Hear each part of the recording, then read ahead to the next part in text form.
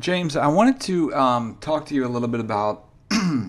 Obviously everybody knows your history as far as, the Mob James lifestyle of the gang activity. But for those that don't know, can you speak a little bit about what year it was that you started into that lifestyle and what was the status of the mob when you started? Was it a newer gang? Was it something that was already established? And what kind of led you to go down that path?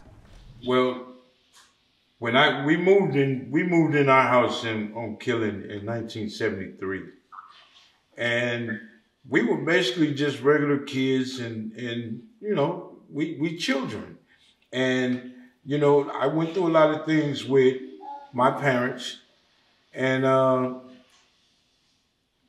lot of things happened, which everybody know with me and my father, and I remember the first incident I had. I was in the third grade at Stephen C. Foster, and this was when I was introduced to what would be later on the homies. They tried to jump on me. We was new kids on the block, and they tried to jump me. I went home, got some knives, came back to school, and tried again. So I got to chasing motherfuckers through the neighborhood. So now everybody know who everybody is. So made a lot of friends at that school, which after that they kicked me out of the school, but we still in the neighborhood. The ass whoopings that I was getting at the time, I used to run away a lot. And I found myself, my safe haven was on 81st in Hooper, which is my grandfather's house. And my cousins, Tracy and Tony, off of 98th and Figueroa. So I accumulated a lot of friends on each side. And I would bring them home, and when me, Drew, and Tom Tom hooked up,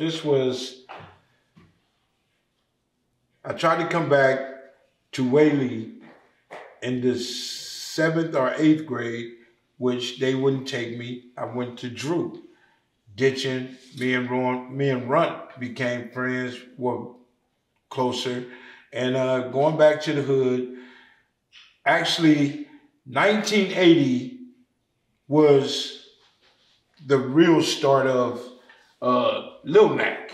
That's who I was before. Oh, okay, I didn't know that. 1980. And that was the first time I was shot in the hood. Okay. I got me, Drew, Killer Rob. That's when Palm and Oak shot you? Yeah. Me, Drew, and Killer Rob, they came through the hood, got off their bikes, put the kickstand. These were some bold motherfuckers.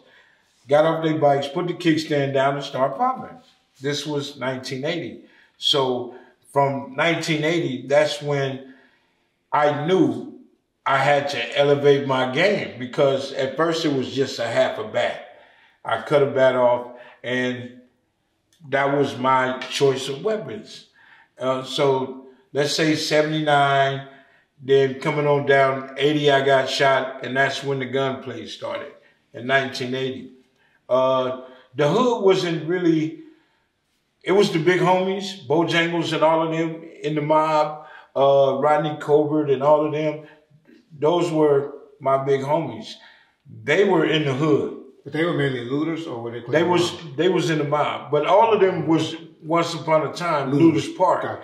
So whatever transpired in between that and they started saying the mob, that's when I'm looking up to the big homies, because we hanging out and listening to the stories from Bojangles and Rodney and all of those guys. No, Bartender was Looters. Okay, he was Looters. Yeah. So once we start hanging, and then I seen Marcus Nunn. It was just so much gangsterism that I seen in China Dog that it was like, man, because we used to hang up under the headquarters. See, a lot of cats don't understand. The Stanley Pitts and all of those guys, it was this, okay, I got to step my game up so a motherfucker know me like they know them. Yeah. So with all this shit inside of me, inflicting pain and want to inflict pain, and then being shot, it just made me decide. I'd be all the way in or just half-assed like we were, just hanging out, walking around the hood with our burgundy on, you know, with our coats and this and that, or our P hat or whatever. So, you know, 1980 changed the game for us because that's when the gang banging really started for us, like really active. You know what I'm saying? Would you say because cocaine was picking up there?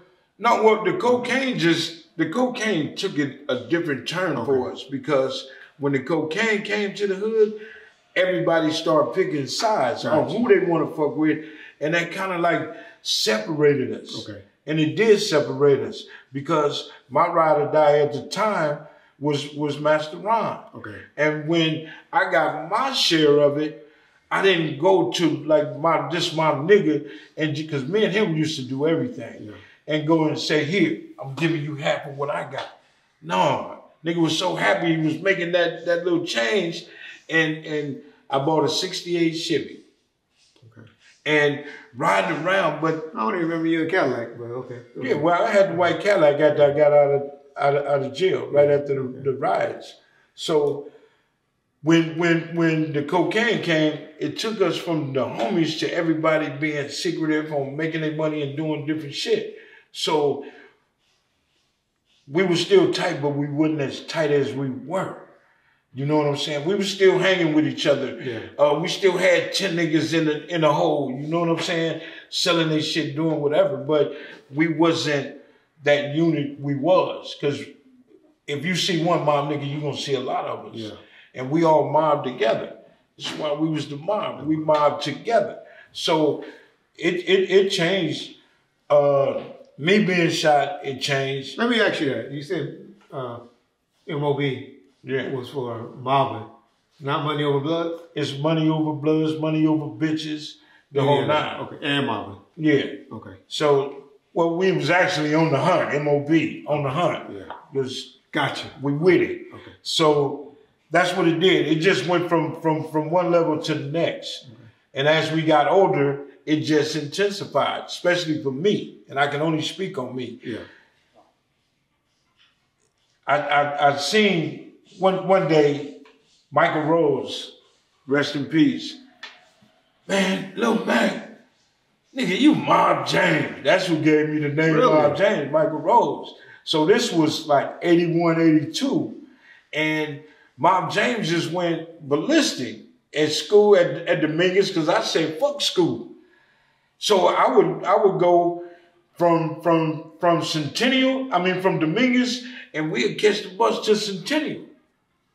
And it was just, I was going to school just for gangbanging activity.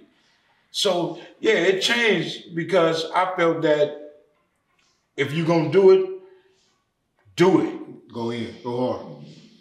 All in. So yeah, it changed. It just went from different levels.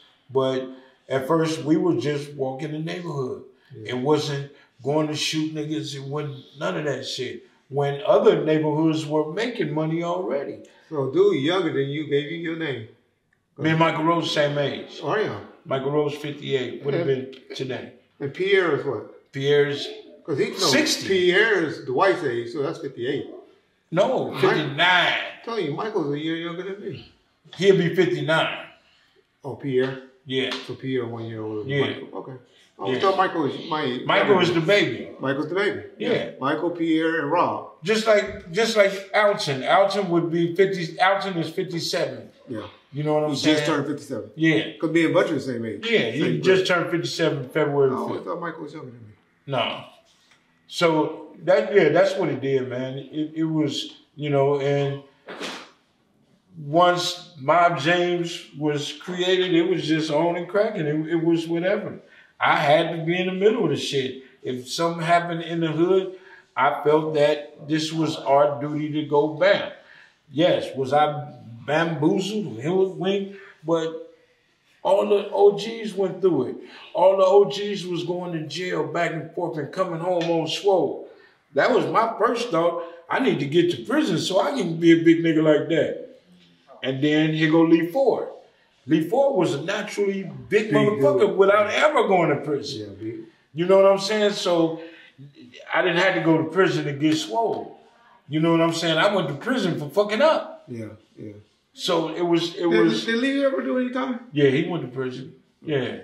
Eventually, at 45. And it was literally like, late, like. You know, and you know, just looking up to those guys, like I said, one in particular, China Dog. His game and his what's called was totally different. His swag was totally different. What they call swag today was totally different because none of the homies had the essays that looked up to him. None of us had just that different. I mean, he was like for real. China Dog, most people don't know he spoke Spanish and English. Yeah, so you know, I've always looked up to that. Stanley Pitts, you know. No, I'm just saying, you can be mad, but regardless of what, the gangster in him is the only thing I was attracted to. I didn't give a fuck if however they live in their life. I'm just looking at the big homies, Reg. I'm looking at the big homies. Oh, no, Stanley's name was Stanley. Yeah, so, no, when you... I just know treacherous things that Stanley done. And he ain't the only one that was treacherous. So you can't be just say him. It was a lot of motherfuckers out there living their life on some real shit. Yeah. That's why you don't never hear me contradicting my bullshit because it was niggas worse than me before my time. Yeah. You know what I'm saying? And I only contribute to what they did. Yeah. That's it. Yeah.